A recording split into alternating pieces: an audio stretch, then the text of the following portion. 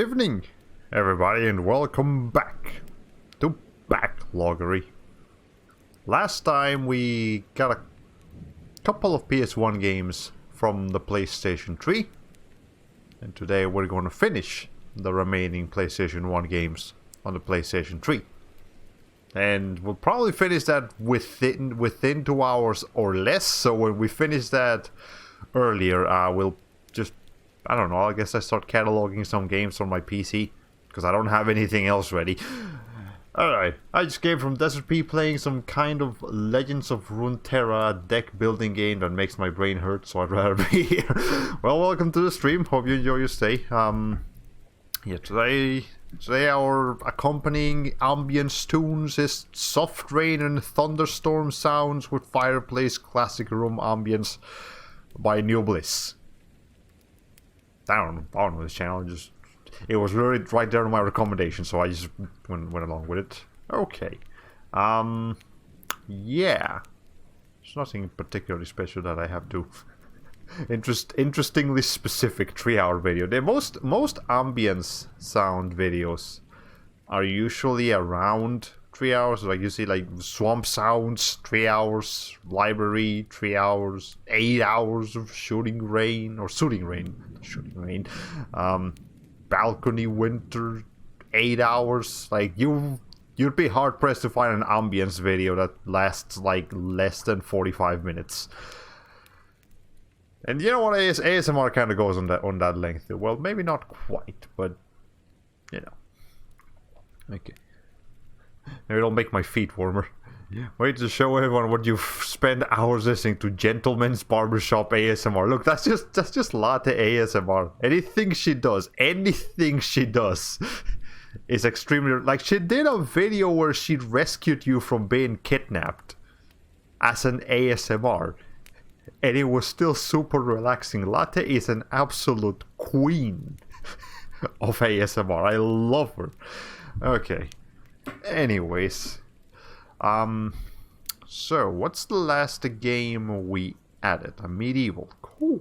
I believe I do have my thing here, my console recording. And then I gotta put the browser away. And it's a little bit darkened. But there it is. Medal of Honor is the next game. Yes, it is. Medal of Honor. I don't think it's possible to describe a video like that without things getting awkward. I mean, it's a little awkward, but it still does a very good job at it. Anyways, a Medal of Honor. It is it's not the first-person shooting game I played. I think that was Quake 2. I think that's the first-person shooter game I ever played. But Medal of Honor is the first first-person shooter game I ever played to completion, or at least finished it. It's the first game in the Medal of Honor franchise, and despite being a shooting game, it is only available on the PlayStation 1. It is PSP. It is only available. What actually is it? Hold on, let's find out real quick. Medal of Honor game, yes. I think it's only on the PS1. I think. Let's see. Yeah, so here it is. Medal of Honor, only available on the PlayStation 1. It is not available on PC, which is what you would expect usually to find first-person shooters, but no, not on PC. I mean, the controls are fine. They you know, they do have like assisted aiming, and the enemies aren't like super fast and speedy, so you can shoot them a little bit easier. But you know, this is also back when the PS1 had like those controllers that didn't. You know, this is back when the PS1. What am I trying to say? When the PS1 was around and when it came out, the controllers did not have joysticks. They did not have the analog controllers. they released those later, and obviously the game is compatible with the analog version, but they also had to make sure that it could play with the non-analog version, so you would have to play with freaking the D-pad. And it's very awkward to play with the D-pad. So you definitely want to get an analog controller for this.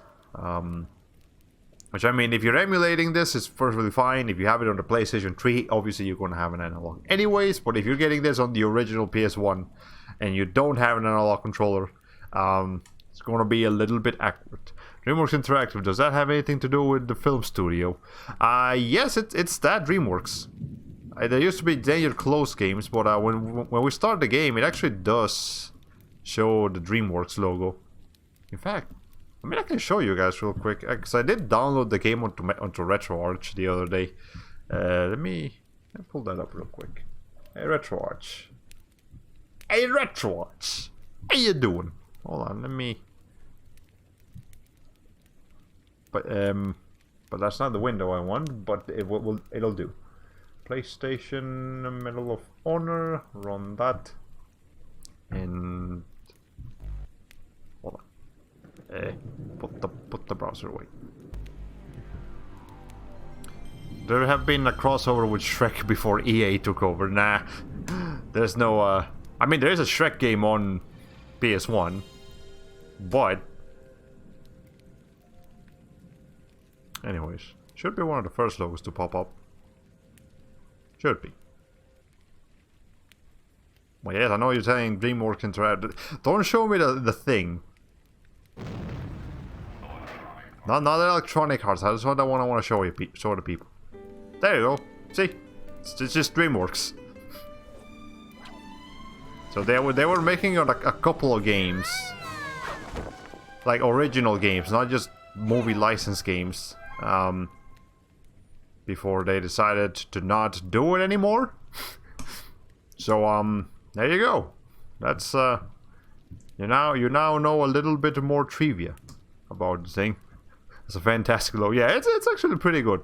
Anyways, Medal of Honor. Let's go ahead and actually add it to our collection now. Add game. Medal of Honor.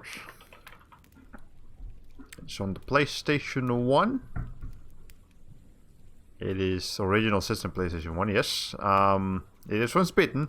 I don't know if there's much to complete here per se. I think it's just you beat the game and like I guess you can. I don't even think it has difficulty options. I think the next game, Medal of Honor Underground, has difficulty options, but not the first one. Yeah, I don't think that there's much of a completion requirement. I'll have to double check, so I'm not going to put that in yet. But yeah, basically there's not much extra content as far as I'm aware. So I beat it as a kid and I beat it like once or twice as an adult. So beat a couple times. I already said a few times once, so I'm gonna say a couple times this time. It's all right. It plays. It functions. It's aged. It has not aged well. It has aged, just in general. If you play any modern first-person shooter, you will not be able to come back to this and think, "Wow, this game's fantastic." No, it's kind of the first of its kind. You know, before the boom of the military World War II first-person shooter, Medal of Honor was there to bring everyone together. Okay, at some point you're gonna have to say a fine addition to my collection. Yes, I gotta get the GIF and then I gotta get the way they say it. Fine. All right, let's go ahead and add that. And as I just mentioned, the next game in the series would come to be... I realized I could have actually shown the sequence right here on the PS3 without having to open RetroArch, but I don't know, I somehow find it easier to do it on RetroArch. Anyways, Medal of Honor Underground. So whereas Medal of Honor 1, this one, has you playing against Well, no, wait. Okay, both Medal of Honor games have you playing against the Nazis. So, I think there is a Medal of Honor game that has you fighting in Japan. Yeah, I think Pacific Assault and World at War. I think those games actually have you fighting against the Japanese instead of the Germans during World War II. But I guess the main difference is that the character in this one is like a frontline soldier trying to get trying to infiltrate the enemy base, whereas in this one you play as like a French spy lady. She's the one in the cover right there. It's kind of hard to see, but yeah, she's the one you play as. And they're both pretty similar. In both games, you have pretty much the same weapons. You do very similar missions. This is very much a sequel. Like it's technically a prequel.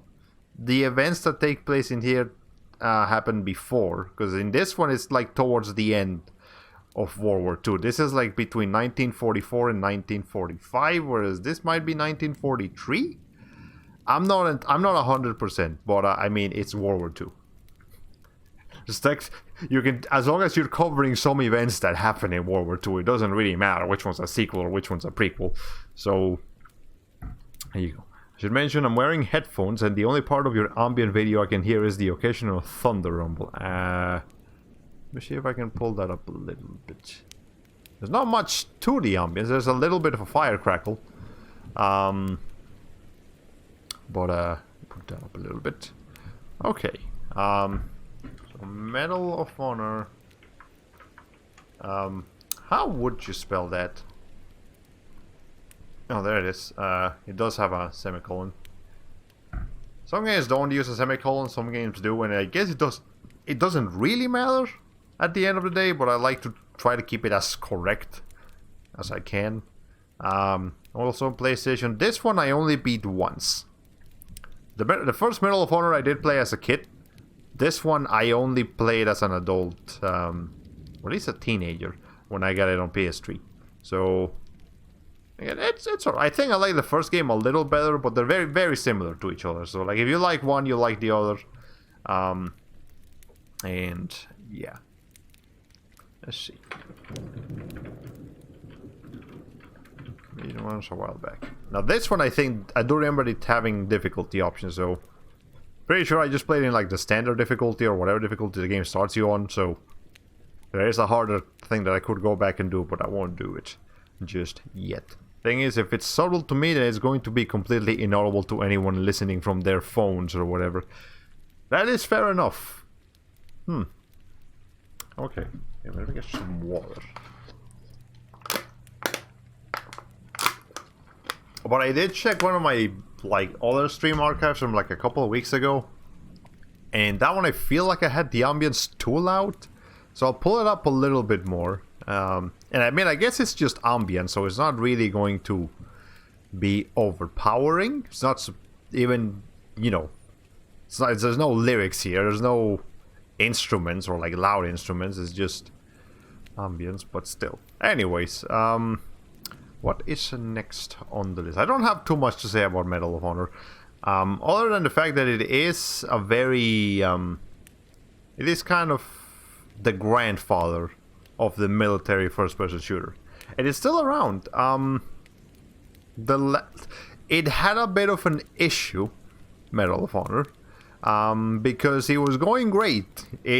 After Medal of Honor Underground, there was, in fact, I've got the history thing here. They got Allied Assault, Frontline, more Allied Assault, like expansion packs, Rising Sun, Infiltrator, Pacific Assault. Okay, so up to here, up from all of these games are like, you know, the same kind of idea of the military, World War II, or maybe World War I, maybe a couple of other wars, but pretty sure for the most part it's just World War II. And they were quality games for what they were doing. Now, I understand that people don't want to play the same scenario over and over. You know, World War II games are kind of similar to Dragon Ball games in the sense that, no, I don't want to play the same freaking story again for the 60th time. I've already, just like I've already beaten Frieza in 50 different video games, I don't want to beat freaking Adolf Hitler again on the same setting with the same realism, because I already took this in school. So I understand why they wouldn't want to do this. But what they tried to do was go the Call of Duty route. So they basically just tried to make Call of Duty, but with the Medal of Honor name. And it didn't work out. And that's why the series got 2 games after all of these. There is three games in 1 year. And then decided to go the Call of Duty route. Nobody liked that. And apparently that might have been Danger Close Games' last game. And now they're back with back to basics. Above and Beyond. It is a VR Medal of Honor game. Again, set in World War II. Like, Medal of Honor is just a World War II series. when it tried to do something different, it didn't work out. So just stick with the thing. But yeah, it's on Oculus VR, and I believe it has like decent scores. Like, well, maybe not from like the official reviewers, but if we go to like the Steam page, Medal of Honor Above and Beyond, I believe the users here are a little bit more lenient. Oh, never mind. I thought people liked this game. Apparently I was mistaken. Okay, never mind. Medal of Honor is dead, guys. We're not going to get any more Medal of Honor games. That's so sad. I mean, we've got all of these, but that's so sad. Okay. As someone who has never played a single one of these shoot games, please explain to me the difference between Call of Duty and Medal of Honor.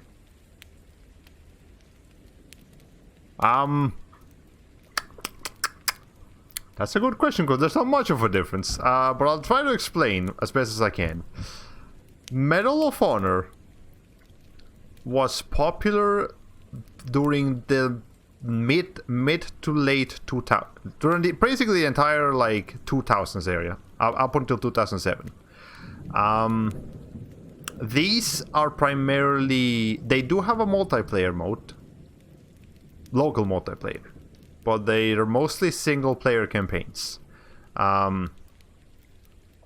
Whereas Call of Duty, yes, Call of Duty did start. In fact, I'll actually go ahead and pull this up here. Call of Duty. Yeah, let's go ahead and pull that up. Call of Duty, on the other hand, these first 3 games and World of War are set in World War II, and they do have a pretty beefy like single player campaign. But starting from Call of Duty 3 onwards, it was the multiplayer that attracted people to Call of Duty. And ever since Modern Warfare, that was just an absolute juggernaut of first-person shooting multiplayer, like competitive multiplayer. Every single game has had a very short, maybe somewhat enjoyable, but very short, not the focused single-player campaign. And then like, these are multiplayer games, and they release one like every year. In fact, they have consistently released a new Call of Duty every single year since Call of Duty 2. They took a break between the first and second games. But look at that. 2006, 7, 8, 9, 10, 11, 12, 13, 14, 15, 16, 216, 17, 18, 19, 20. I mean, this hardly counts, but... and then they did have a Cold War in 2020. So yeah, that's I guess that's the main difference. Medal of Honor made itself popular by having decent single player campaigns and some multiplayer, whereas Call of Duty did the opposite. They have a little bit of a single player campaign, but mostly multiplayer. So basically, Call of Duty took over Medal of Honor by adapting to the times with a multiplayer focus rather than a single player focus. Battlefield is pretty much just Call of Duty. Again, as far as I can tell, like there's some like deep little gameplay differences, but like from the outside looking in, they look like the exact same freaking game. And I guess the other thing is that Call of Duty, starting Modern Warfare, they do like to go to different places besides World War II. So like Cold War, Cold War again. I don't know. I don't know my Call of Duties. I'm just guessing here. I guess that's distinguishment enough for me. Yeah, so I would say that if you wanted to play them, you would probably enjoy Medal of Honor a little bit more, just because there's more for the single player aspects of it. And again, that's not going into like the deep gameplay parts of like the shooting feels completely different in this game compared to that game. The guns are different and the systems are different. Obviously, they're going to be a little bit different, but from the outside looking in of somebody that's brand new to shoot games, that would be the most discernible difference. Okay, enough of Medal of Honor shoot game nonsense. What is the next game on the list? I believe I see it. Yes, it is a Parasite Eve. And Parasite Eve 2. I guess we'll go ahead and add those 2 and 2. So, these are... Wait, hold on. Cold War, more like Old War. Yeah, freaking... Whatever. Okay, anyways, enough of the shoot games. So yeah, Parasite Eve. It is a series made by Square Enix that tries to combine JRPG, like turn-based combat, with horror. And I played Parasite Eve 1, and yeah, it's good. Parasite Eve is actually a pretty good game. And I played a little bit of Parasite Eve 2. Well, not a little bit. I played like a couple hours of it. I didn't finish it. I did enjoy what I played, but somebody said that it's like not supposed to not be that good. I don't know. I'll have to form my own opinion on that one. But let's just start with the first game. So Parasite Eve. It is successfully a horror game in the monster designs. The enemy designs on Parasite. I gotta show you guys this. Hold on.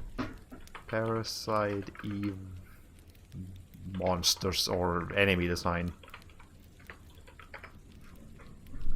Yeah, look at, like, they do have some pretty disgusting looking things in this game. Now, look at this rat. Look at this cat. Look at this triceratops. They are some fleshy, parasitic, like, monstrosities. And obviously added with the let me show you guys some like 3D models. Like, there's the main character, Ayabrea, but like, yeah, here's some of the enemies. They do look very disgusting and creepy in this game. So from the designs, from the visual aspect, Parasite Eve does a phenomenal job at being a horror game.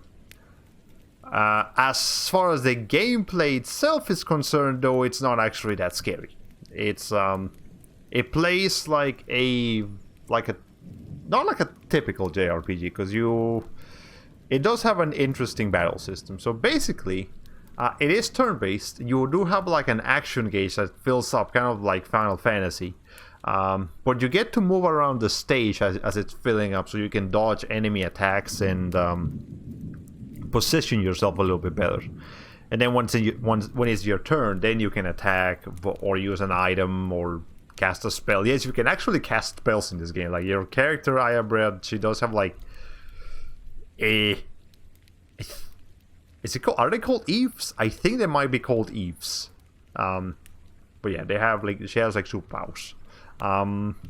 You can heal, cast spells, and it's not like a super long JRPG adventure. It's actually a relatively short game. It's closer to the length of a horror game than it is to a JRPG. It's around 8, maybe 10 hours, at least the first game.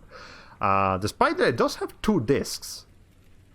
I guess it's because it does have a decent amount of CG, or not CG, FMV cutscenes, which do look pretty good. Like, this is the 1997, so they're not the best that the PS1 could offer, but it's still pretty good looking. And I think Parasite Eve 2 also has 2 discs, probably for the same reasons. Okay, let's bring an old school D&D bestiary, which if you've never seen those before, got pretty dang ugly, but like in a good way. Yeah, so like enemy the size, yeah, in a D&D, like let's go and look those up real quick. D&D bestiary. Let's see what some of these guys look like. Yeah, those can look pretty. I can see some of these looking pretty creepy. Like that thing's disgusting.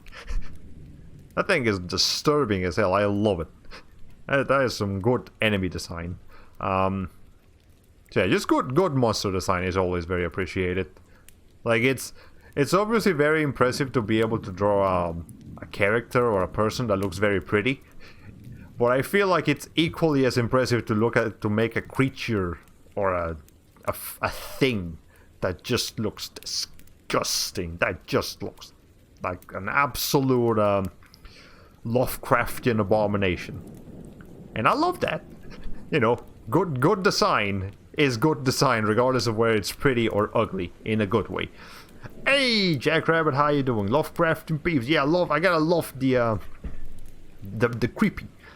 I love the horror stuff. It's funny because it's Square Enix, and Final Fantasy I pretty much pulled monsters directly from D&D, yeah, so maybe there was a little bit of inspiration for Parasite Eve and D&D as well. Anyways, good game. Now, the first 2 games play pretty similar to each other. Parasite Eve 3, which is not called Parasite Eve 3, it is called actually, let's go ahead and pull this up quick. Parasite Eve. There is a 3rd game in the series called no, hold on. It's down here. The Third Birthday. A lot of people claim that this game killed the franchise. I've only played it a little bit. Only like a couple minutes. But it plays completely different from the original Fatal Frames. So we're not Fatal Frames, Parasite Eves. So whereas Parasite Eve 1 and 2 were like turn-based RPGs, this one's just a straight-up third-person shooter. And artistically, it like you can see here, you know, I feel like Aya definitely looks a lot different. The monsters might not be as okay. I'm not entirely sure what it is that killed the franchise with this game, but it has been criticized to be a terrible game that killed the franchise, and it's sad because Parasite Eve is a very cool franchise. I would love to see Square Enix go back to trying something like this, to make a horror RPG. That is a cool concept. That is a cool idea, but I guess they're probably not coming back to it. They seem to be sticking with either Final Fantasy, Kingdom Hearts, Mana, or just making a brand new series. I don't think they're coming back to too many of their old series. Okay, Jackrabbit, that emote's name is so long it clips outside the range of my chat. Really? Wait, I was... Triple 139 Triple GQ Glow Sticks. That is a fairly long name for an emote, actually. I mean, it looks nice, but that is a long ass emote name. I guess that's something I should definitely keep in mind when I'm making emotes, to make sure that the name of the emote can be boiled down to a couple of things. Okay. Anyways, Parasite Eve, beaten, not completed. I think there's some extra content. There is like a new game plus you can do, and there's like an extra dungeon that's super hard, and I'm not messing with that right now. So beaten, didn't touch any of the bonus content, and it was pretty good. I'm not sure if it's like a 4 stars out of. Like, the concept is really good, but the execution is a little You know, primitive. Again, cool game, very cool game. Just, I would love to see it done again with modern technology and modern design ideas. That would be way better. Okay. Parasite Eve 2. Again, I also played this for a little bit. The graphics on the second game look a little bit nicer. Because this one came out in like the year 2000. So 97, 98, 99, 2000. I think Parasite Eve came out on like right before Christmas Eve. And that's why it's called Parasite Eve. Because the game is also set during Christmas of 1997. And the game came out like right before Christmas 1997. So that actually kind of helps the horror aesthetics, because like anybody who played the game on launch, they'd be like, oh shit, is this going to happen in the next couple days? It's set in New York, it's set in Christmas Eve, so you know it works out. They did a smart marketing move with that one. Parasite Eve 2, I don't know. Let's see. Oh, I thought it was... Or was it 1998? Was it Christmas 1998? Well, I mean, whatever it was... I could have sworn it was right before Christmas, though. This might be wrong. This might be wrong. Or I'm not sure if I'm wrong or if this is wrong. But something is wrong. I don't trust this. I could have sworn that was a thing. Okay. Could have sworn that was a thing. Okay. Anyways, but yeah, the second game came out in 2000. So September 12th. If this is correct, if September 9 is correct, then I guess they came out almost exactly 4 years after between each other. Which is still pretty impressive. But, oh look, the second game came out in Europe, but not the first game. Huh. It's kind of weird. Alright, whatever. Just works out. Okay. Like how Deep Blue takes place on April Fool's Day, and everyone thinks you're joking about all the monsters. I mean, Deep Fear. Okay. Yeah, Wikipedia page is a little bit sus. Yeah, I'm not gonna lie. Oh, that's not the page I want to be showing. Okay. There's Parasite Eve 2. Good game. I haven't finished it, but what I have played, good game. Plays very similar to the first game, is just in a different location. I mean, it does start in New York, but you do move into like a desert area of the... I'm not sure if it's like... Hold on, let me look that up. New York. Let's go to New York real quick. So, Parasite Eve 1 said right here. Parasite Eve 2 starts here, but it moves into a desert. I wonder, is there a desert around New York? Is this a desert? Nah, that's probably Old City. Well, if there's a desert near New York, it's probably set in that area. The hazards of live streaming your internet browser. I think maybe there is a... Let's see, maybe like New York... Desert. Not desert. Desert. No, I meant New York desert. Is there a desert near New York? For a desert area, Nevada deserts are the result of terrain and climate. Something you won't find comparable to New York, New York City, or New Jersey. I mean, I guess there aren't. Gennaro Bardi.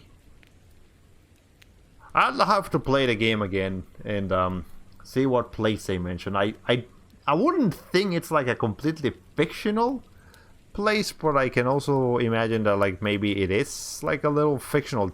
Maybe it's a fictional town set in an otherwise real area, like a real county or, you know, location within the state of New York or within that northeast area of the US.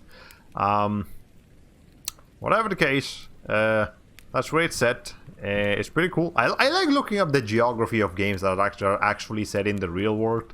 I remember we were doing that a little bit with God of War. We were going to to Google Maps to look up in Greece where we were currently in the game, and I feel like that's fun.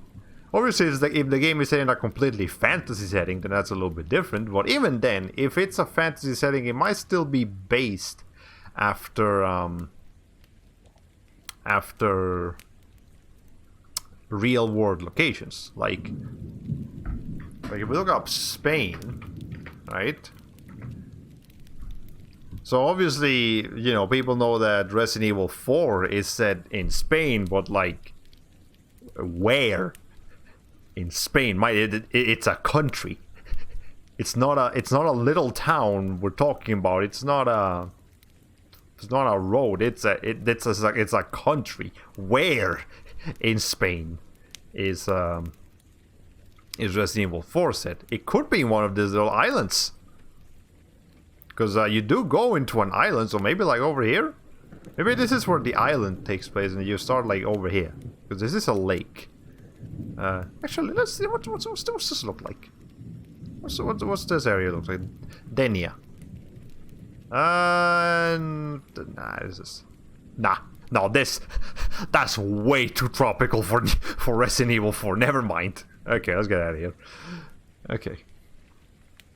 There was a desert right next to not New York City in Pokemon Black and White. Oh, there you go. So there probably is a desert. I'll just have to like look at the map more clearly. Sorry, does Google think you're still looking for deserts in Spain this time? Wait, really?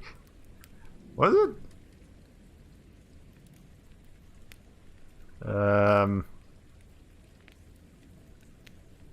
Hold on. What? Suggested based on your... No, I don't... Well, actually, what kind of Spain desserts do we have? Crema catalana, tarta de Santiago, leche frita, creme caramel. Yeah, it looks pretty good.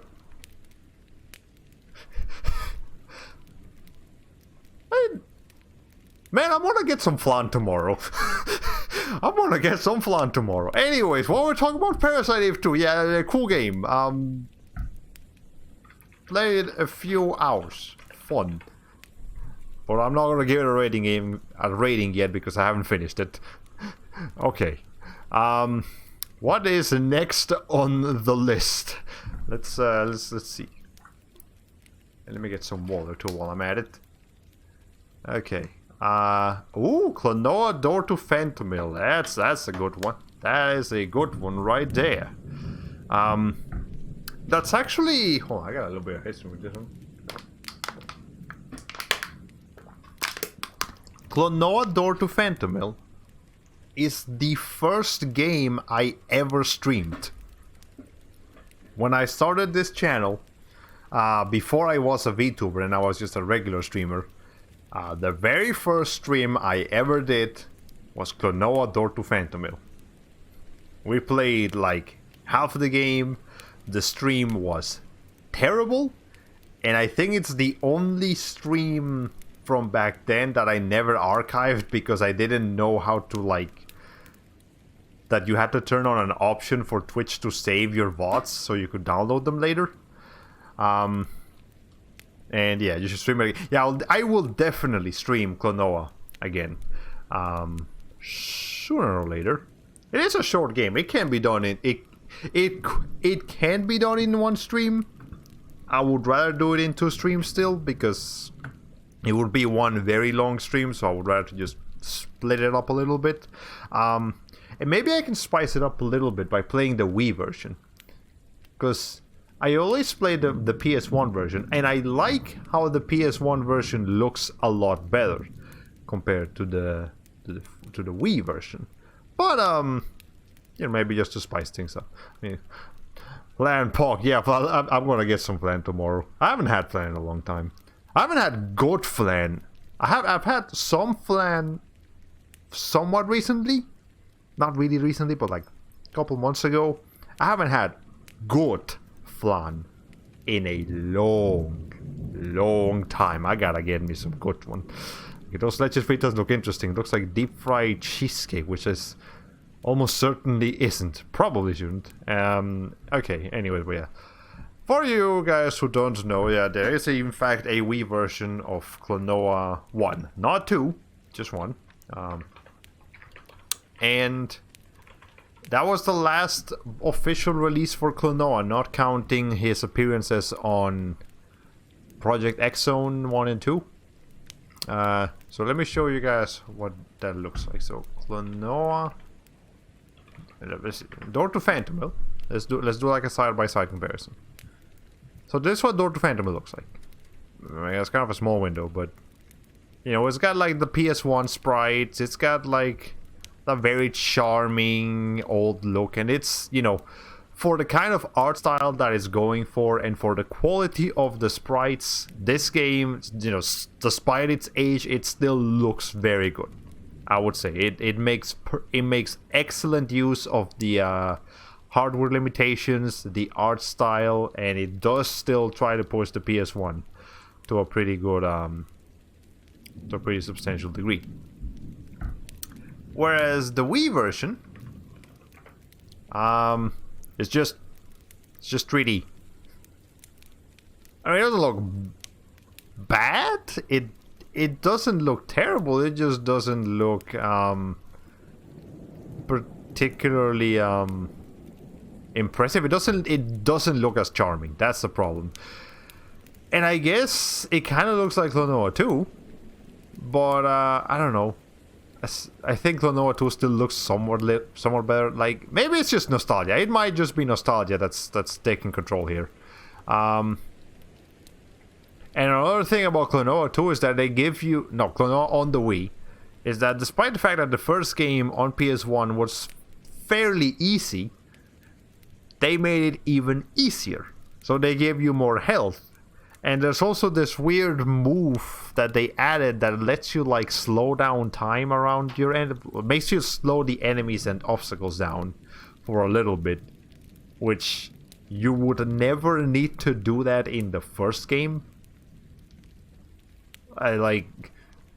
There's parts of the game are a little bit more challenging, but like by the time it got more challenging, you would be able to handle it. You wouldn't need this stuff, but whatever. It could still be interesting to just play this version of the game. And also, if we want to make it extra cursed, this version, the Wii version, has language options. So, language. Let's see. Where is it? Yeah, so it's got Italian, English. Yes, it's got English voice acting, Spanish voice acting, French voice acting, Dutch voice acting, and Phantom Mill, which is the what's the name of it? Oh, it also has Japanese. I'm not sure what this is listed in Japanese. I guess we can get a little bit of. Non credi sia strano?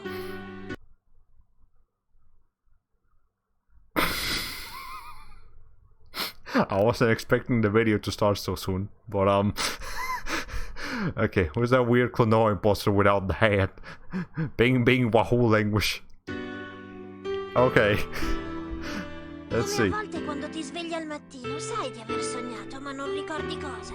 So that's Italian. Is it gonna go? C'è un sogno di cui mi ricordo benissimo, come se stesse accadendo ora. Okay, so that's what Klonoa sounds like in...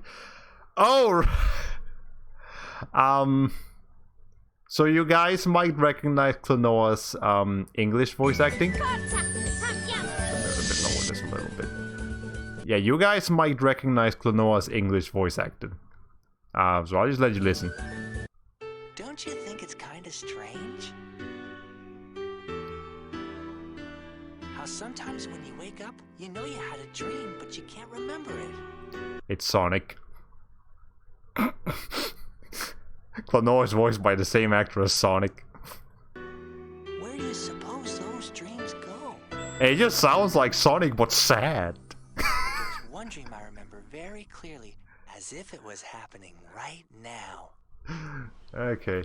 I don't know, I feel like Klonoa should have been voiced by a woman. And I think he is in most languages, just not in English for some reason. Because the uploader's profile pics. Oh. Red VG Fox, but don't tell me they're one and the same. Is Ratchet's voice? Let's find out. Because I know Ratchet had a different voice actor in the first game. Yes, now it's James Arnold Taylor. It was somebody else in Ratchet and Clank 1. Let's just go to behind voice actor.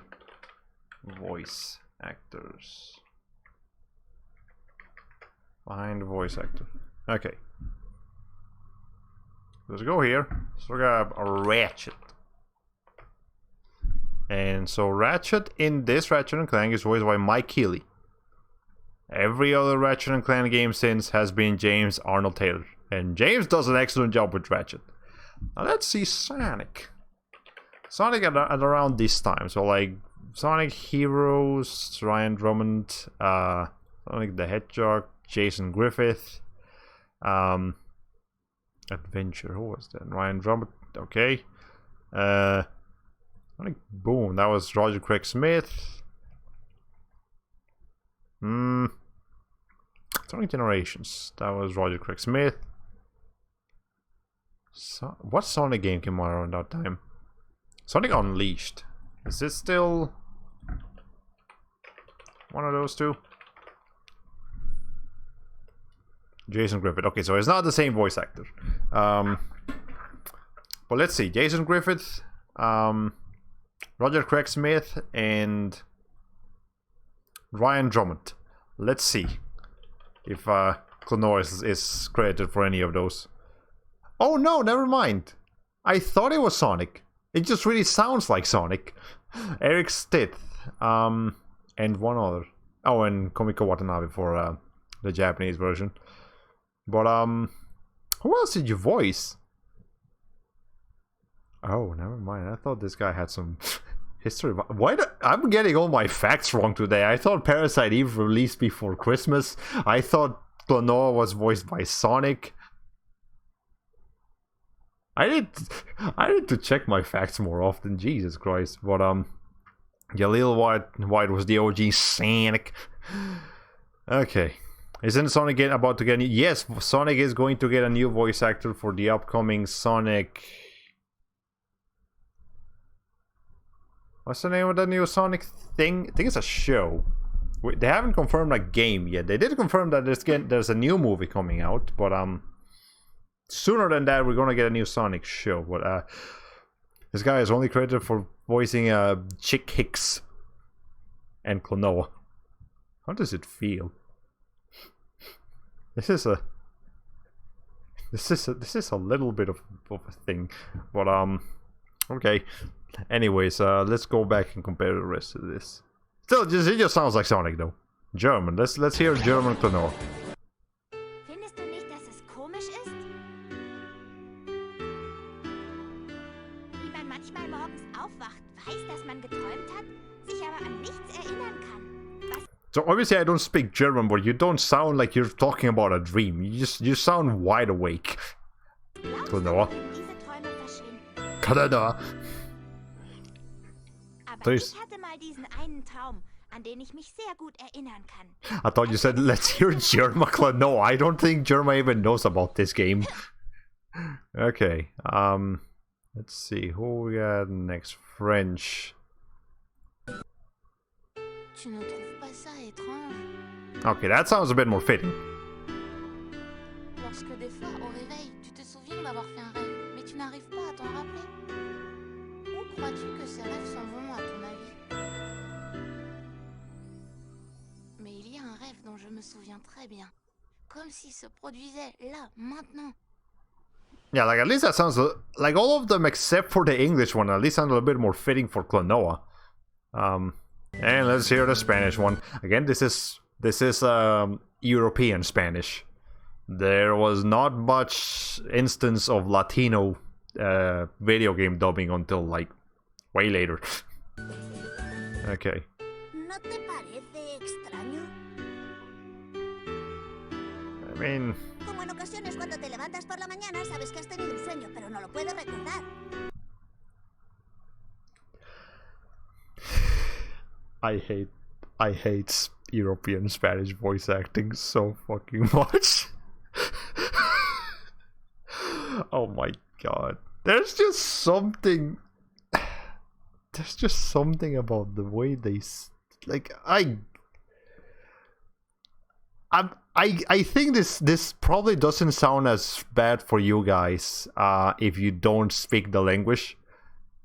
But there's just something about the way they say these sentences that it just doesn't mix well with Spanish, and the way people from Spain speaks makes it even worse. Se supone que van esos sueños. Pero tuve un sueño del que me acuerdo perfectamente. Es como si estuviera pasando ahora mismo. So like, your Spanish has lisps in the pronunciation. Basically, yes. There's people from Spain speak like this. They have they emphasize the S and the Z, and they kind of try to mix it together, and they los españoles. Oíd, muchachos, los españoles hablan así. So yeah, it's very weird how they speak. For us Latinos, because we speak very different from them. It's very weird how European Spanish people speak. But it's fine. It's fine. We'll get through with it. Now let's see if we can find a Japanese version at least. Can I? No recommendation for the okay.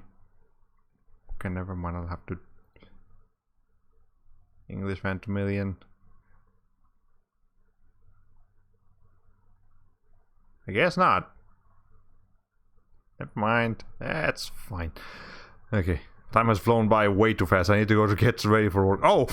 Oh, you are going to work today. Oh, never mind. Well, you go ahead and take care of that. I thought you were just chilling today, but I should have known.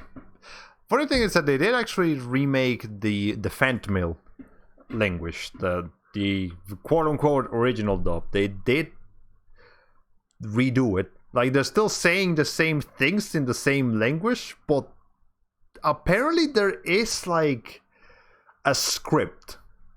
There is a script to learn the Phantomil language, and there is like translation, like Klonoa Mil language. Let's see. Yeah, Phantomilian dictionary. So Wahoo does actually mean something. It means okay. Ruprutu, let's go. Wahi, like all of these are words.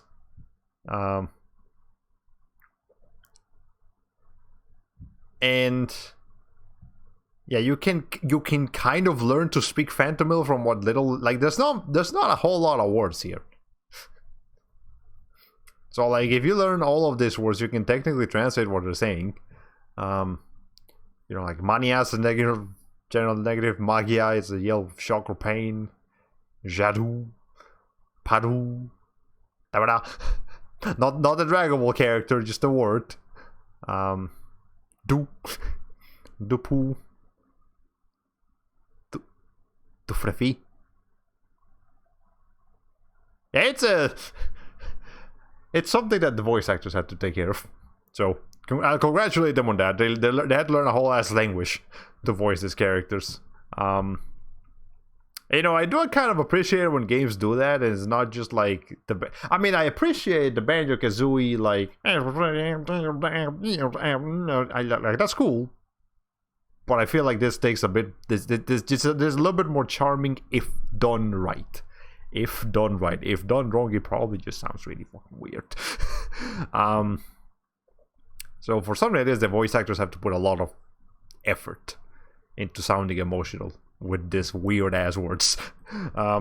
Anyways, nonetheless, changing the topic from Klonoa's voice acting to Klonoa as a game, it is incredible. Oh my fucking god, I think there's something I haven't done in this game yet though. There's like some challenges that you can do. Maybe. I might be going crazy. I might have done them already, but I'm gonna mark this as beaten and not completed yet, but we will definitely have to complete this game because I fucking love it.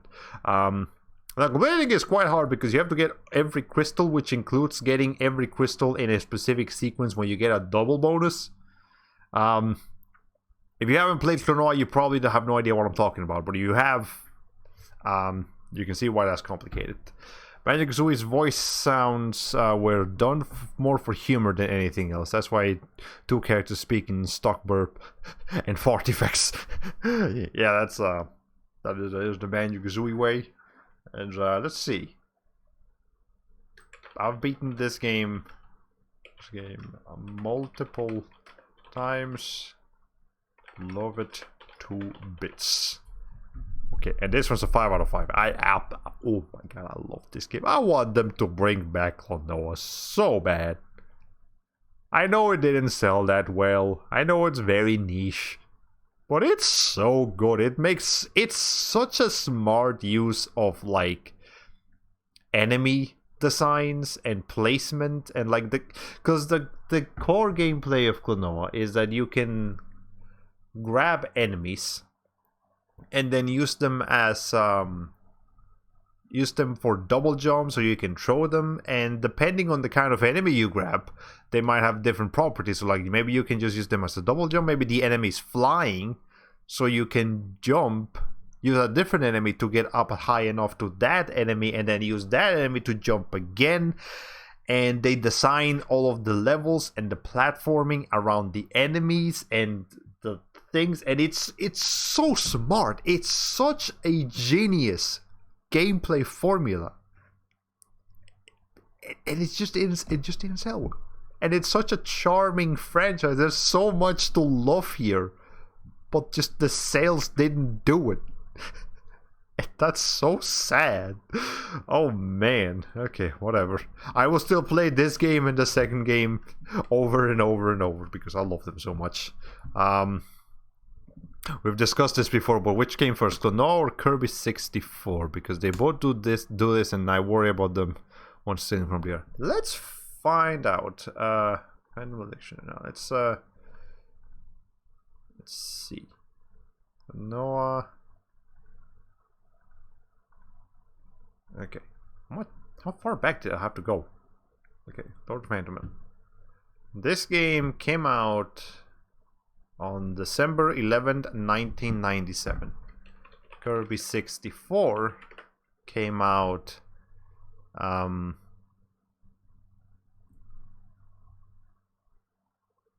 March 24th, the year 2000. So Klonoa beat Kirby by like 3.5 years. So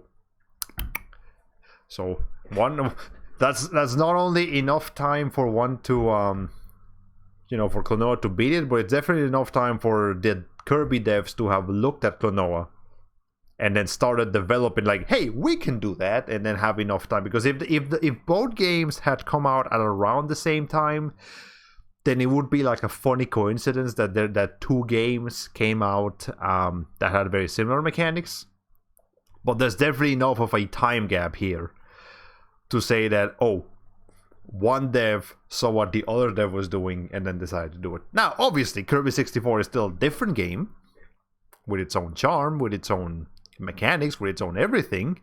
But I really gotta play it because if I like Klonoa, I think I'm definitely gonna enjoy this one, and Kirby games in general. I've really gotta get into those games one of these days. It's funny because the enemy holding in Kirby 64 is so unnecessary that lots of players don't even realize that you can do it at all. I guess Hal was just that inspired by Klonoa. Yeah. Well, I mean, it's a good inspiration to get. I wonder if Klonoa has a spiritual successor. That would be nice. I would have probably heard about it by now, but anyways, what is next on the list? They also release sport to use ring-shaped arenas for boss fights sometimes. Okay, I say it right there. Let's see. Tomba and Tomba 2. Yeah, there's a second Tomba game, for those who didn't know. So these games, I actually played Tomba. The way I did it was kind of weird.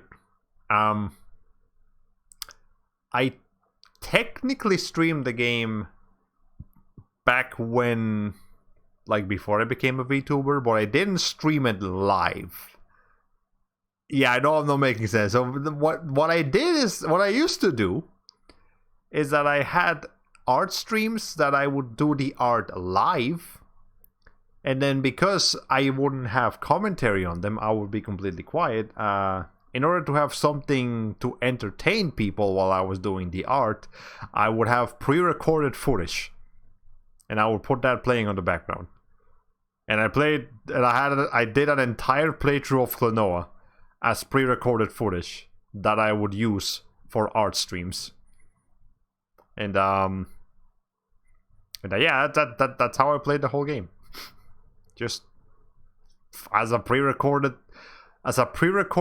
non-commentary playthrough that I put on the side while I was doing art streams. Kind of unceremonious. Definitely gonna have to come back to this one day and actually play it properly. But also because I played it, I now know what to expect from it, because I played the first Tomba a little bit when I was a kid.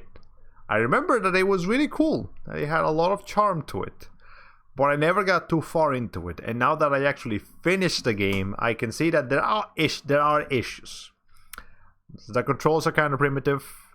A lot of the side quests, and just quests in general, like they don't give you any guidance, or maybe it's just because I wasn't paying attention to the dialogue and the text boxes, but it still feels like the game just kind of throws you in there and expects you to figure it out. Figure out where to go, what to do, just everything. And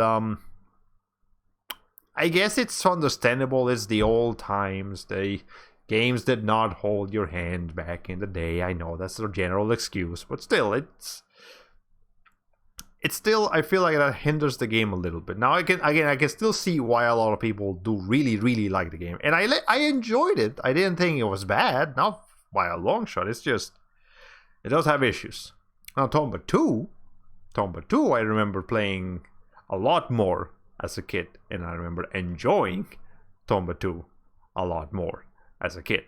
But I never finished it as a kid, and I haven't played it much as an adult. Like I bought the game over here on PS3, and I played it a little bit just to make sure that everything was fine with it, and I didn't have to like re-download it or anything. But yeah, I haven't actually played that one all the way through yet, and I'm excited to go back to it because Kadikarus has talked about both of these games, and like before Bloodborne, Tomba, known as Tom B in Europe, was his favorite game, like of all time.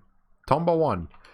But he has also pointed out that Tomba 2 is technically better on literally technically better, like on a technical level, on a gameplay level, on a variety level. It is a superior game.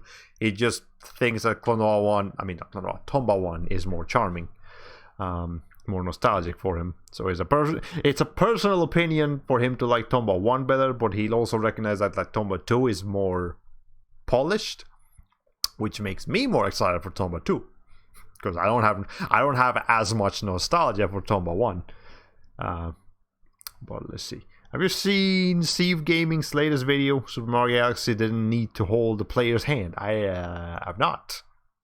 I don't believe I've checked out too many Steve Gaming. Like I think I might have seen a video or two of them, but not too many. Except when it came to motion control gimmicks. Well, that's just kind of how Wii games work, doesn't it? Hey, any forced motion controls nonsense is always gonna be bad news. I just realized that I've been ranting and chatting and doing all this thing. I forgot to put my thunderstorm sounds back on. Okay. Let's see. Oh, what did I just do? No, go back here. Okay. Anyways, Tomba. It's spelled with a with a cat with a exclamation point. So yeah, it's a good game. And I almost completed it when I did play it. Like, there was only like 3 side quests that I was missing. I have no idea where they were.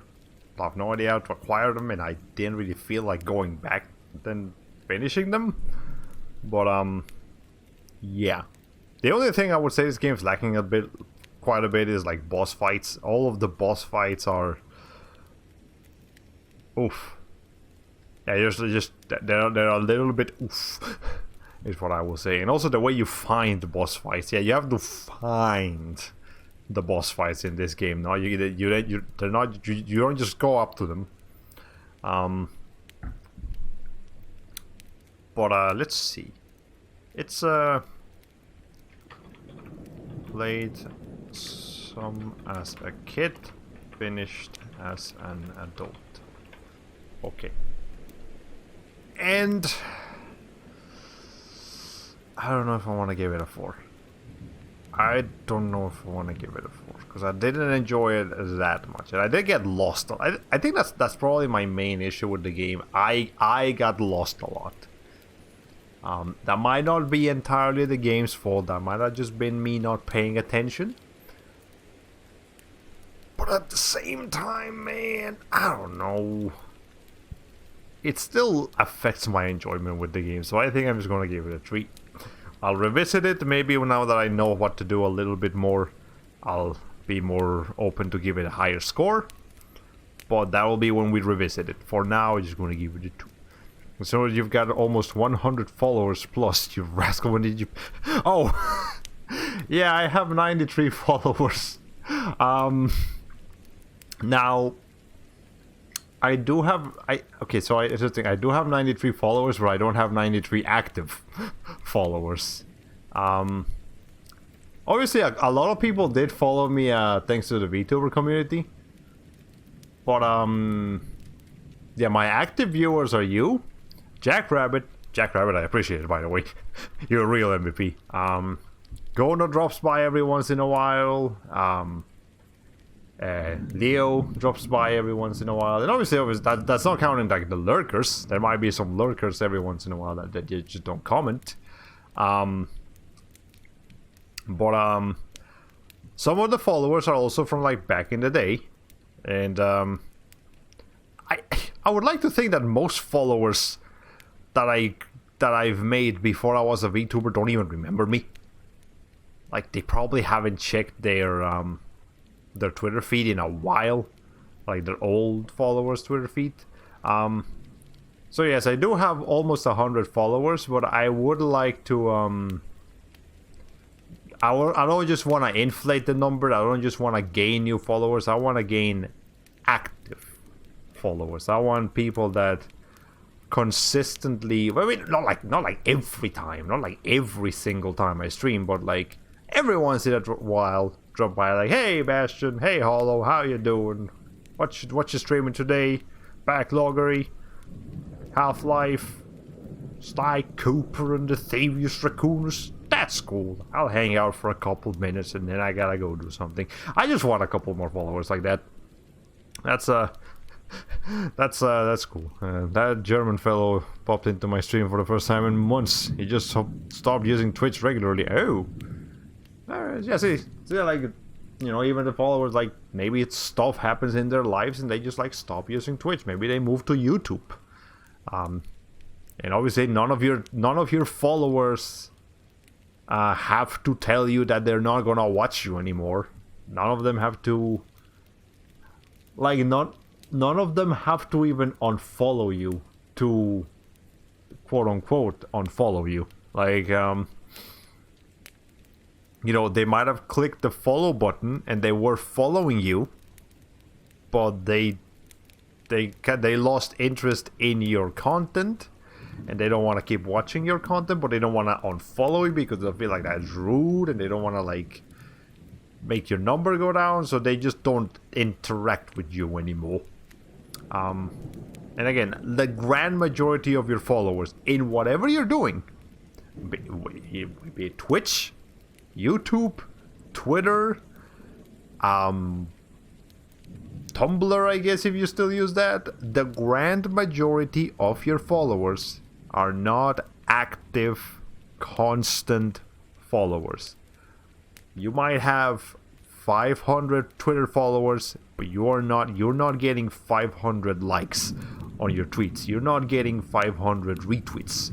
You're not getting you're not even getting 100. You're probably not even getting 100 people like posting comments or interacting with yourself. You're only getting maybe like 5 to 10% of your followers to be active with you. Yeah, the active followers, the engaged followers. I know engagement is a bit of a buzzword in the AAA gaming industry. But yes, your active followers, your engaged followers, those are the real ones. And I appreciate all of you. Anyone watching this now or in the future, you're an active follower. You're the real one. You're a real one. Okay. Anyways, back to Tomba. Tomba. What? How do you spell Tomba 2? Okay. So it's Tomba exclamation point 2. Subtitle: The Evil Swine Return. Okay. Tomba 2. So, you see, if Tomba had a license, had a driver's license, his name would actually be Tomba with an exclamation point in the driver's license. Like, legally speaking, his name is Tomba with an exclamation point. That's hilarious. I guess that's like the huge gulf between views and comments on YouTube. Yeah, pretty much. Most people don't. I guess something else to keep in mind is that it's not just that not everybody wants to interact. That's obviously a big part of it. A lot of people don't have anything to say, so they won't say anything at all. There's also people that maybe they don't speak the language you speak. Like you gotta admit, there's probably a lot of international followers that you get, that just like they look at you. And like they see the character or they see the game and they hear the words. They don't know what you're saying, but they're having fun anyways. So they hit the follow button. That's basically how you get introduced to VTubers. If you get introduced to like Hololive or Nejisanji, and you don't speak Japanese, you just watch them do things. You had no idea what anybody was saying, but you were having fun. So you can't say anything, but you're still like, hey, that's fun. Okay. Born, yes. Sex, yes. Obviously. Well, I would say I wouldn't do that. Anyways, now this one, I don't think I finished. I got pretty far. That's definitely not unplayed. It was just unfinished. I don't think I finished Tomba 2. Played as kid, never finished though.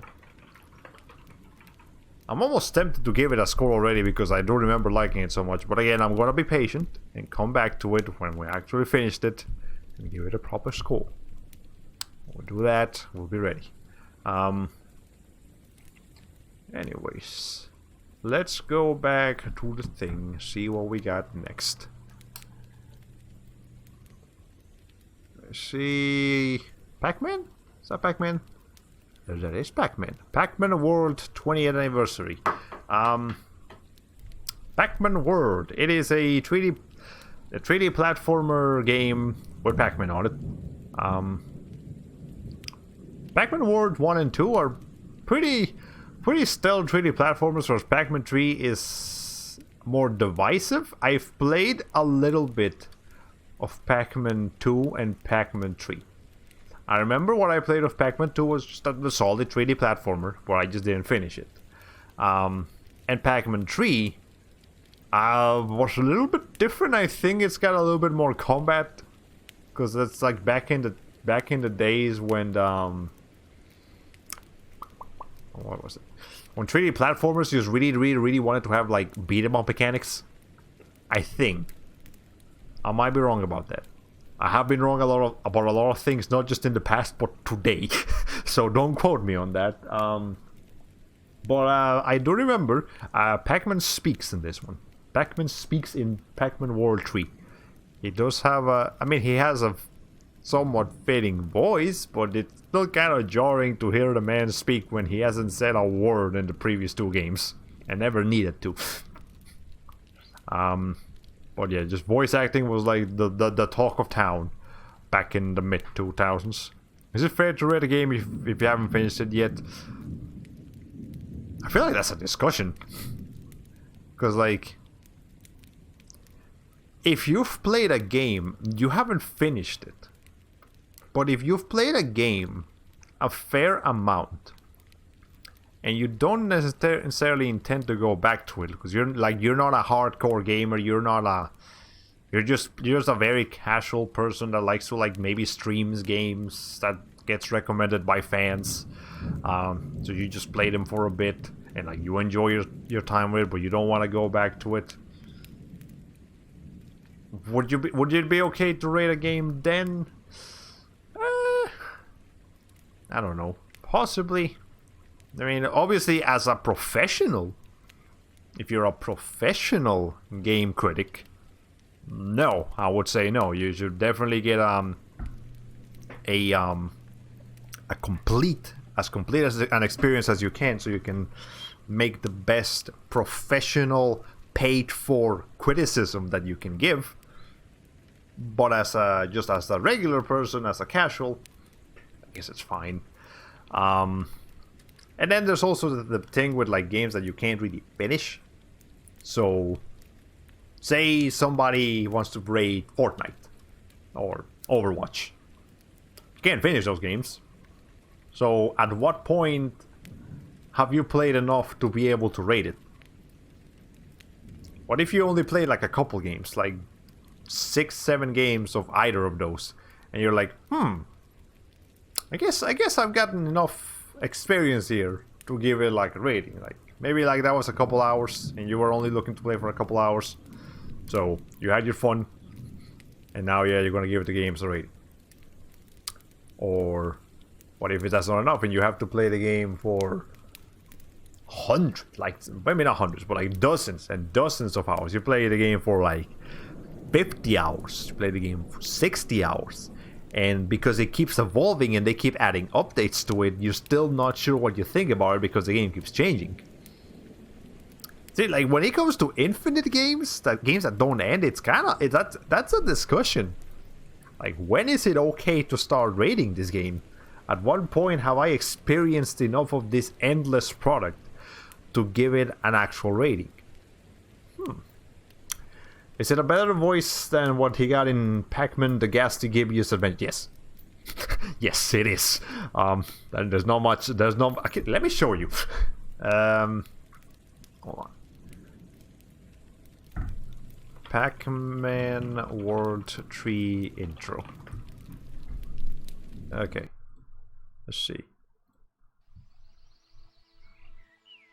I mean, it's not great, but it's better than that. Okay. Junior!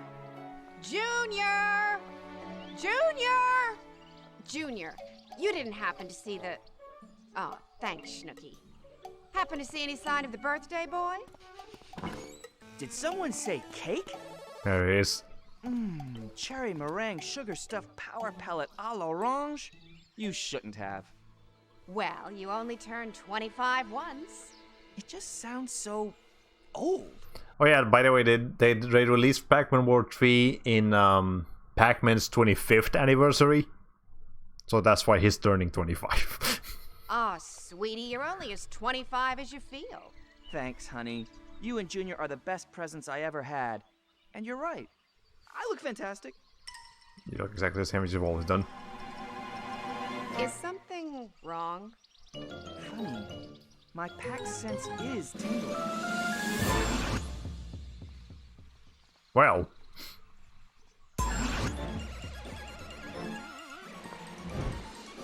Pack, get down from there. You're not 24 anymore, you know. But I'm not doing anything. Okay, I think we've had enough sampling of the voice acting, but there you go. That's what it sounds like.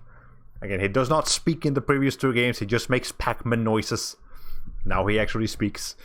It depends to what point. If you're halfway through, I'd say it's fair to rate it. Yeah, again, that's it's debatable for each person. Yeah, when it comes to a professional level, then you're having a really deep, important discussion. But at a casual level, I guess it's fine to let anything slide. I'm grading a bunch of games based on the first 2 to 4 hours they give me, unless they're over sooner.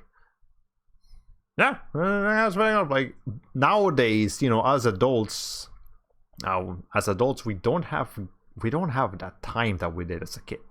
Like as a kid, I could play Ratchet and Clank Going Commando like multiple times per year. I could finish that game, beat it like 5 to 6 times, and I had enough free time for it to take my time with each playthrough. I can't do that anymore. I mean, I do have time off. I just don't have as much time off and like energy. And there's all this stuff to do. I can't just play video games anymore. I got other things to do. So yeah, for us, we have to be able to enjoy our experiences a little bit. Be able to rate our experiences a little bit sooner because we don't have the time for it. Miss Pacman sounds almost the same as her Hanna-Barbera counterpart. Yeah.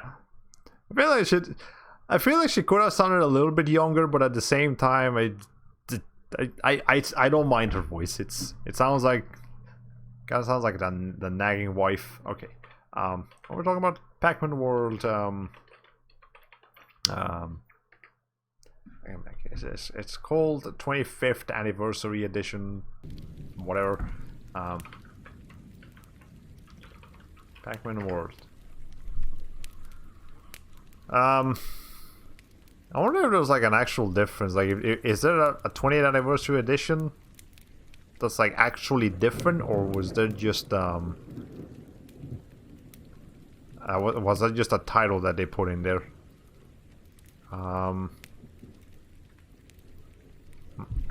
Let's see. It's funny how the first game, Pacman World 20th Anniversary. Okay, that's technically the full title, but I'm just gonna call it Pacman World. I'm not gonna call Pacman World 20th Anniversary. That just sounds awkward. But yeah, it's funny how the first title was released for the character's 20th anniversary, and then the third game was released for the 25th anniversary. So like 2 out of 3 games in the Pacman World series were anniversary games, which is pretty cool. Anyway, yeah, it is a fun platformer. Pacman World 1 is a pretty fun platformer. Pacman World 2 is also pretty fun. Pacman World 3 changed a couple of things, but I'll have to personally go back to it and give it a proper look to see, like, was this really bad? Or was it just people being, like, mean? Skeptical, maybe? I did finish this game, right? I've not beaten it as an adult, but I feel like I did finish it as a kid. But did I? That's actually a good question. I'm gonna play it safe and say no, actually.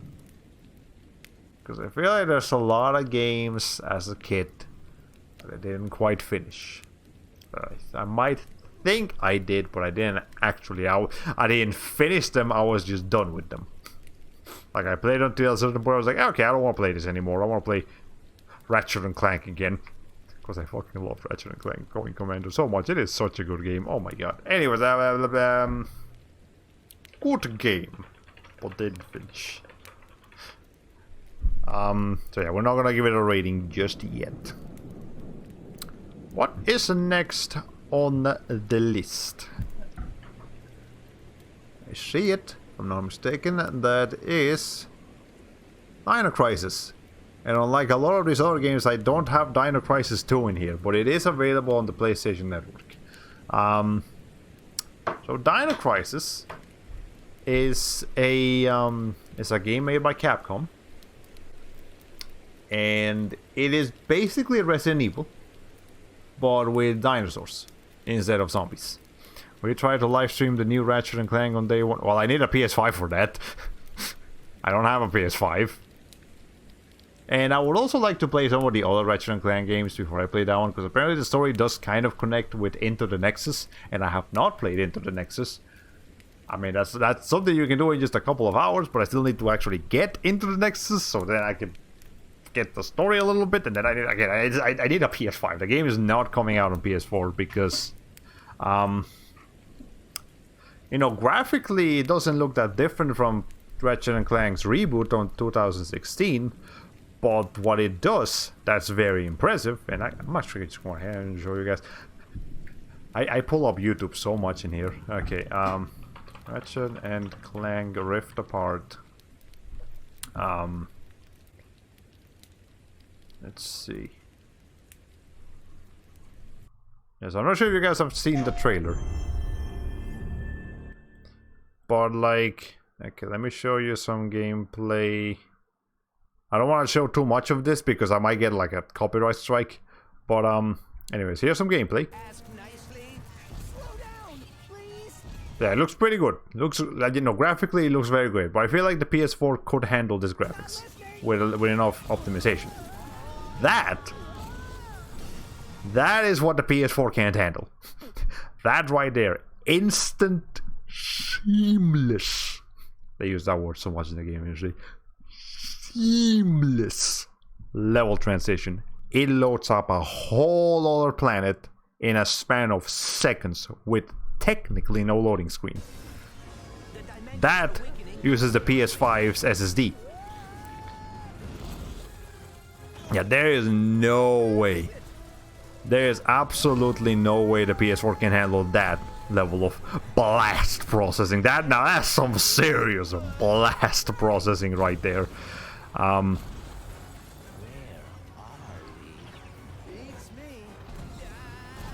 Yeah, so that's like, that is the most impressive looking PS5 game. Again, not necessarily for the graphics. I mean, it looks fantastic. It looks incredible. I think it's probably one of the most impressive games, graphically speaking. But what really sets it apart from all of the other games that they showed at the presentation last year is that the full use of the PS5's ultra fast, mega powerful SSD. That is very impressive, and that the PS4 can't handle. I don't think the PS4 Pro can handle it, and I definitely don't think the PS4 regular can handle it. And they can't just make a game that doesn't run on PS4 Pro. That only runs on PS4 Pro and not regular PS4. Because at that point, you might as well just make it a PS5 exclusive. Okay. I'm surprised I didn't get any claims from my Nintendo Direct board. That's actually fairly impressive. I got a content ID, not a copyright strike, but like a content ID on the YouTube archive of my of when I reacted to the Capcom Resident Evil 8 Direct. Well, not Direct, the presentation, whatever it was. Maybe volume has something to do with it, possibly. Okay, we're looking at Dyno Crisis. How did we go from Dyno Crisis to Ratchet and Clank again? I don't know. Point is, Dyno Crisis. Yeah, it's basically Resident Evil with dinosaurs. It's it is not as good as Resident Evil. The level design it's not as memorable. Like in Resident Evil 1, you do play the entire game in a mansion, but there's so many interesting locations about the Spencer Mansion. It's a very, very well crafted location. Whereas Dyno Crisis, it's set in like a I don't know, some kind of like science lab, military facility thing. I mean, I guess it's alright. The dinosaurs are cool, but like the location is not that great, and the puzzles are weird. The items are, the way they handle like the inventory and everything is weird.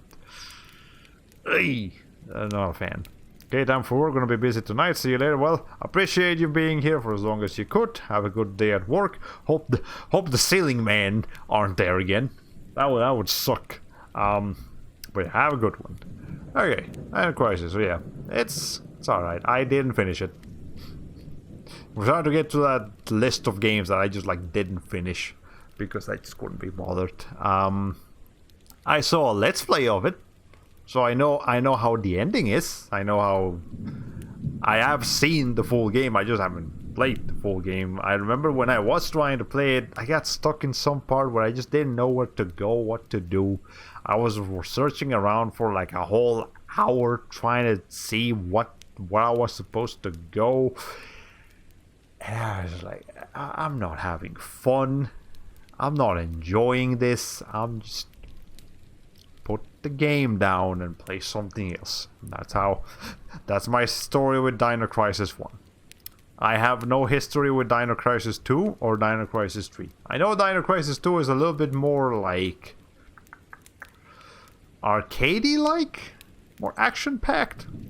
Yeah, it seems to be a lot more focused on the shooting rather than trying to just beat Resident Evil with dinosaurs. I guess whereas Dyno Crisis 1 is Resident Evil with dinosaurs, Dyno Crisis 2 is Turok in third person. Dyno Crisis 3 is dinosaurs in space. I'll admit, it actually sounds like a fun idea, but apparently the execution was just not there. And Dyno Crisis 3 is not a critically acclaimed game. People did not like Dyno Crisis 3. They were not fans. Don't want anything to do with it. And there have been no Dyno Crisis games since Dyno Crisis 3. Also, Dyno Crisis 3 came out exclusively on the Xbox. On the original Xbox. So accessibility to it was also a little bit limiting. Now, fair enough, Dyno Crisis 1 and 2 were also PS1 exclusives, I think? Are they? Let's see. Dyno Crisis... I don't know, it came out on a couple of other things. So in Dreamcast and PC for the first game, and then the second game came out on PC. Now the PC version has shit score. What the hell happened here? And then let's see. Dyno Stalker, what's that? Huh? Oh, is this like a light-on game? Oh. Alright. And then Dyno Crisis 3. It's in space. Dinosaurs in space. It is a weird game. People like the controls were apparently really, really bad. So it just didn't work out. What was this? Compound Factory is a PS1 style shooter reminiscent of Dyno Crisis. Oh, hold on. Now hold on a second. I like the idea. I like the idea of Dyno Crisis of being like a horror game based with dinosaurs, but like, some gameplay. Man vs. Dinosaurs in Compound Factory, Iteria Games' upcoming indie action title. This prehistoric FPS goes vintage with original PlayStation style graphics. Okay, I saw a screenshot. Can we see some gameplay? Extinction. Is this a special? No, I don't want a weird video, but I just want some gameplay. Inspired horror. Okay, here we go. Okay, hold on. I'm interested.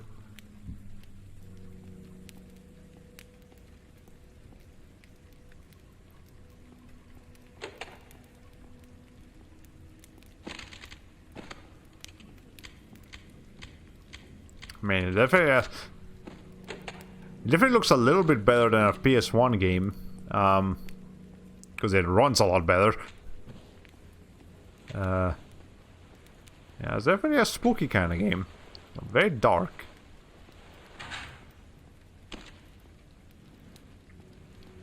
Okay. Happy to officially announce Compound Fracture or Dyno FPS games. Check out some work in progress gameplay footage and head to the Steam page to see the full quality trailer and give it a wish list if you like. I'm just gonna check this out a little bit, but this looks very interesting. Well, I mean, so far it's just walking around. I do like the art style. Oh, look, we got like Resident Evil style opening of doors. Alright. Spooky.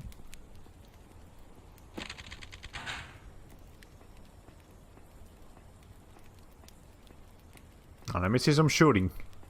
I want to see some dinosaurs jumping out of somewhere. Let's see.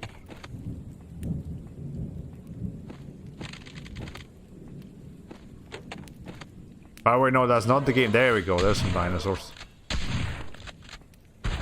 Oh, that's nice. That's nice. I'm giving that a like. I want more of that. Okay. Hey, well, there we go. I'm keeping an eye on for this one. Compound fracture. Okay. Hey, look. When a franchise dies, it is up to the indies, to the indie devs, to revive it in their own IPs. So maybe there's hope for Klonoa yet. I love Klonoa. I love the little guy, but if there's a similar kind of game made by an indie studio with a different character in a different world, but like basically hits the same niche, I'm all up for that. Okay, well yeah, unfinished, and I'm not really sure if I want to go back to finish it one day. I'm gonna call this Discount Resident Evil with dinos. I'm not gonna give it a rating, but I'm gonna not like be too excited about it. Alright, cool. What is next? We're up to the last 4 games, and we have about 20 minutes left on the stream. I don't think I have too much to say about some of these. Vagrant Story. Why did I get this game again? Because it looked interesting. That's why I got the game. It is a Square RPG, and that's about all I can tell you about it. It's the combat looks interesting, but and like graphically, it is fairly impressive for a PS1 game. But yeah, I don't know what to tell you. I have no idea. I don't have any history with Vagrant Story. I just got it because like, oh cool, Square RPG that is not Final Fantasy. Because I already played my share of Final Fantasy, and I can tell you that I don't really like them that much, so I was looking for something a little different. But I will have to give it a better look. It might be good. Hey, I'm not saying it's bad. I'm just saying I don't know. I don't know if it's good or bad. So yeah, this one's unfinished and unplayed. I played the intro, and I think I remember why I specifically bought it when I don't know anything about it. It's because I tried to emulate it to get a taste for it. I tried to emulate it on the RetroArch Beetle PSX emulator, and there were some weird graphical bugs with it. It's one of the very few games that I've seen that emulator does not run perfectly. So then I tried to switch to EPSXE, and EPSXE ran it a little better, but it was still having some weird graphical issues. Still not running it 100%. So I was like, okay, well fine. I guess if I want to play this game at its full potential, I'm gonna have to just bite the bullet and buy it on the PlayStation Network. And it's only $6. It's not expensive. It wasn't a big spending, but still. Yeah, pretty sure the reason I bought it is because I couldn't. The only reason I was gonna get a taste for it was not gonna be through emulating, so I had to actually purchase it. Which, I mean, that's technically how you're supposed to do all of your games that don't have official demos. But you know, we already had the piracy stream. We already discussed that in length once. We don't need to do it again.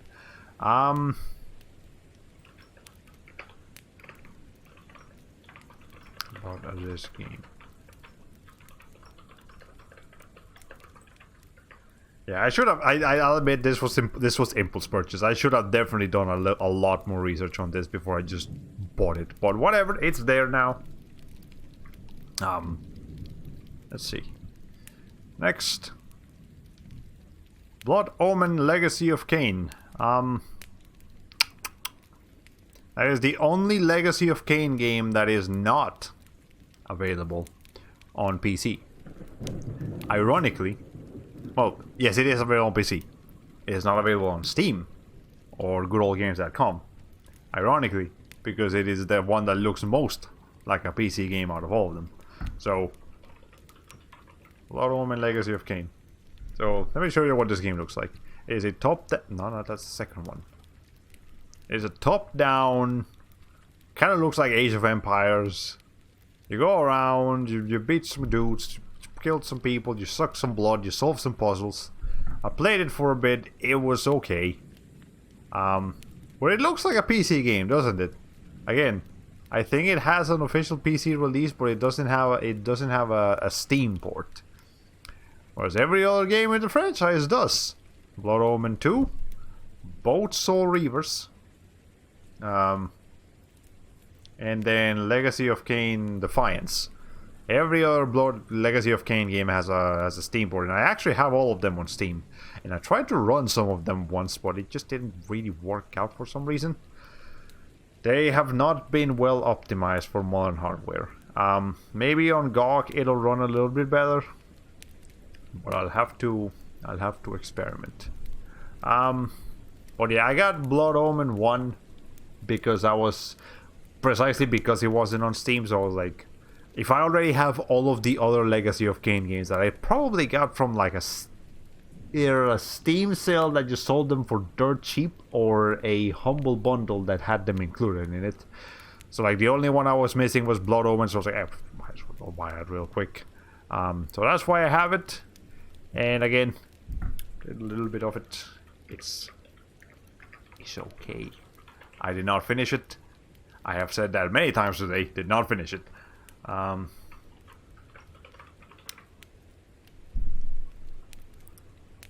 Yes, that's what's called. Now the premise is you play as a vampire called Kain, and I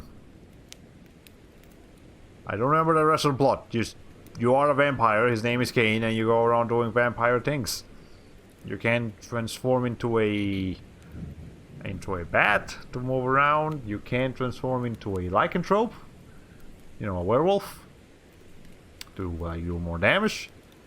And yeah, about all I remember from it. It's got some weird systems where you actually need to constantly keep sucking blood in order to stay alive, if I'm not mistaken. Which is, I mean, it makes sense because you're a vampire, but it's also annoying. So whatever. So that one's unfinished. I did play it for some time.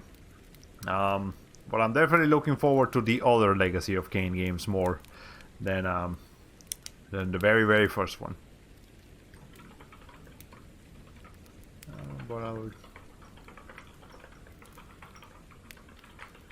Okay. Let's see. What is next on the list? It is Mega Man Legends.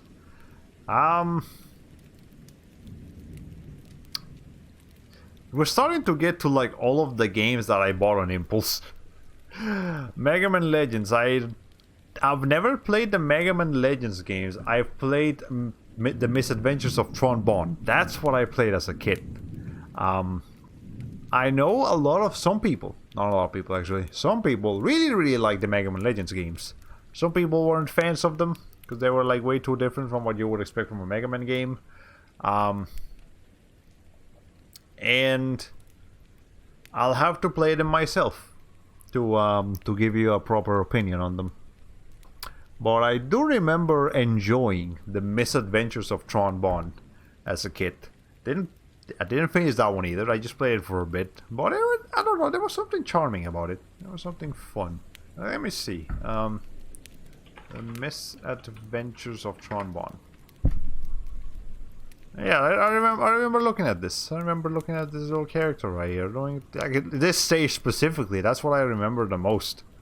And it was just a fun little game.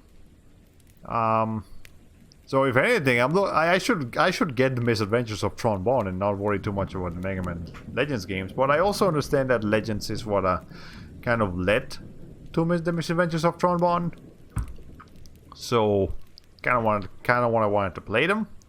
But thanks to emulators, I don't need to buy all of these games. I mean, I might buy them, but then again, like, can anyone guarantee me that the money on the PlayStation 3 store is still going to, like, the developers and the publishers and stuff? Like, I'd much prefer them to just port these games over to modern consoles. And obviously there was that whole thing with, like, Mega Man Legends 3 kind of existing, kind of not, and then, like, it kind of got cancelled, kind of didn't. I don't remember if it really got cancelled or if it just appeared to have been cancelled. And then there was that red game that was going to be Mega Man Legends 3 without actually being Mega Man Legends 3, and like that one was shit. Like, it didn't come out. They just made a prototype, released it, and like nobody liked it. So that was the thing. So there's a whole story with the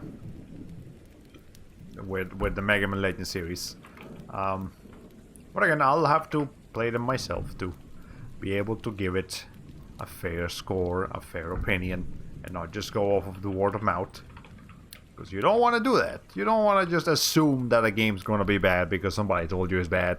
You don't want to assume, like, unless you've seen a lot of gameplay for it, unless you've seen a lot of trailers, you don't want to just assume that a product is not going to be up your alley. Out of word of mouth. But this was basically on plate.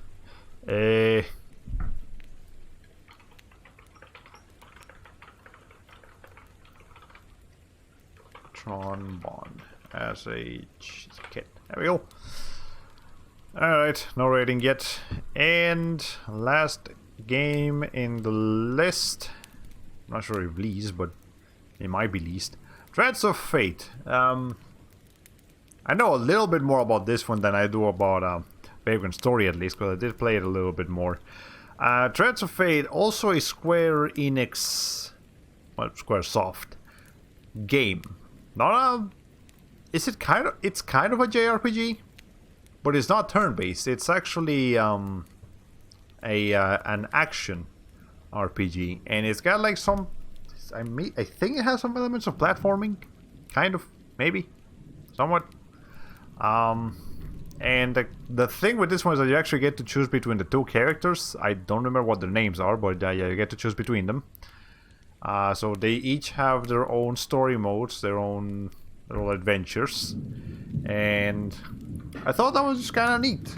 You know, a Square game that is not a turn-based RPG, but instead an action RPG with charming, you know, cool anime graphics and a branching story between two characters. That sounds fun, so that's why I got it. And I played it. I played it for about an hour, something like that, and it was fun. I can see how it might have some issues. I can see how it might not have aged very well compared to what we have now in the action RPG department.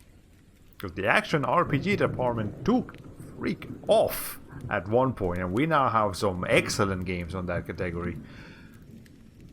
But back in the day, you know, they didn't have too much to work with. So, Threads of Fate. PlayStation. I won't mark this as unfinished because I did kind of start it. But, seemed like a cool premise. Let's see. Seemed like a cool premise, and that's really all I need to say about that. The game, and that's it for the PlayStation 3. Look, we got we have officially listed and cataloged every single game that I have on my PlayStation 3. From the PlayStation 3 digital titles, to the PlayStation 2 games, to the PlayStation 1 games, and obviously all of the games that I have physically.